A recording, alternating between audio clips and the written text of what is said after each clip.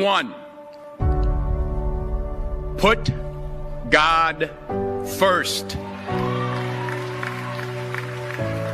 Put God first in everything you do.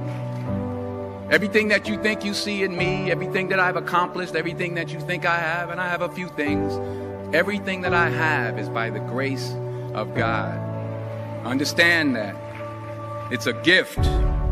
40 years ago, March 27th, 1975, it was 40 years ago, just this past March, I was flunking out of college. I had a 1.7 grade point average. I hope none of you can relate. I had a 1.7 grade point average. I was sitting in my mother's beauty shop. They still call it beauty shops now? What they call it now? Yeah, I was sitting in the beauty parlor. I was sitting in my mother's beauty parlor, and I'm looking in the mirror, and I see behind me this woman under the dryer. And every time she looked up, every time I looked up, she was looking at me, just looking me in the eye. And I didn't know who she was, and I said, she said, somebody give me a pen, give me a pencil, I have a prophecy. March 27, 1975, she said, boy, you are going to travel the world and speak to millions of people. Now, mind you, I was flunked out of college. I'm thinking about joining the army. I didn't know what I was going to do, and she's telling me I'm going to travel the world and speak to millions of people. Well, I have traveled the world, and I have spoke to millions of people. But that's not the most important thing that I had. The most important thing is that what she taught me and what she told me that day has stayed with me since. I've been protected.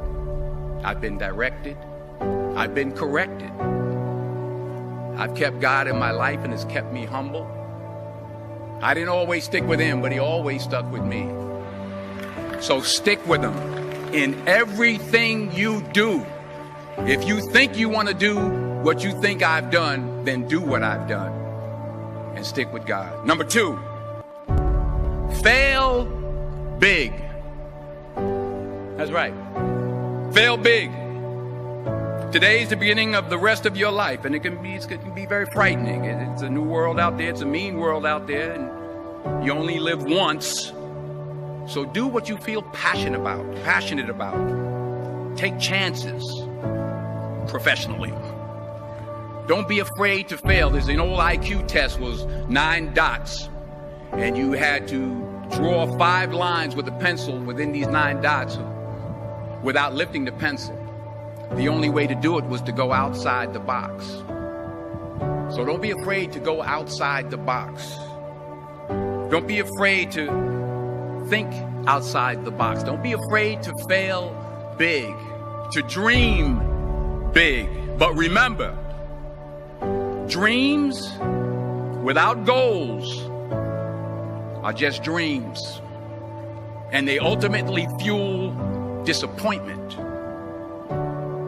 So have dreams, but have goals. Life goals, yearly goals, monthly goals, daily goals.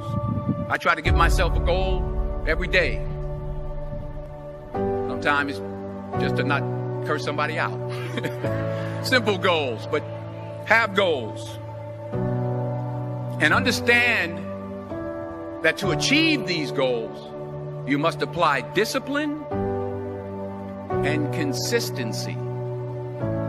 In order to achieve your goals, you must apply discipline, which you've already done, and consistency every day, not just on Tuesday and miss a few days. You have to work at it every day. You have to plan every day. You've heard the saying, we don't plan to fail, we fail to plan. Hard work works. Working really hard is what successful people do.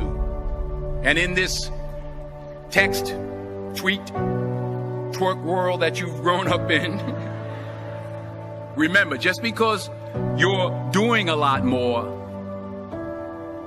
doesn't mean you're getting a lot more done.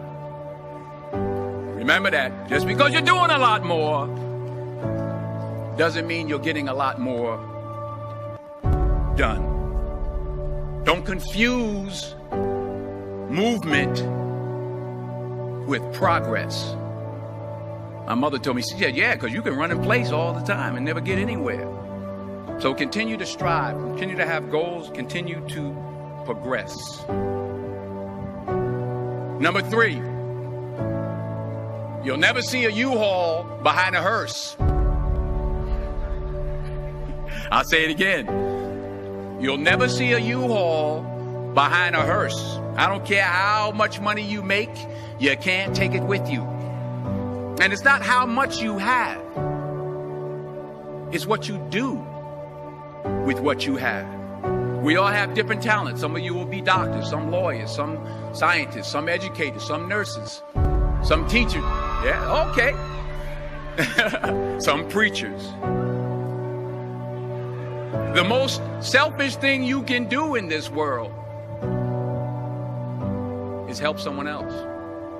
Why is it selfish? Because the gratification, the goodness that comes to you, the good feeling that I get from helping others, nothing's better than that. Not jewelry, not big house I have, not the cars, but it's the joy. That's where the joy is, in helping others. That's where the success is. Finally, I pray that you put your slippers way under the bed tonight, so that when you wake up in the morning, you have to get on your knees to reach them.